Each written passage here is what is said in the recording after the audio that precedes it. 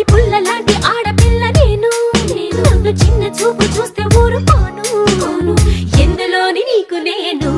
తీసిపోను నా సంగతేంటో తెలుసుకోవా పోను పోను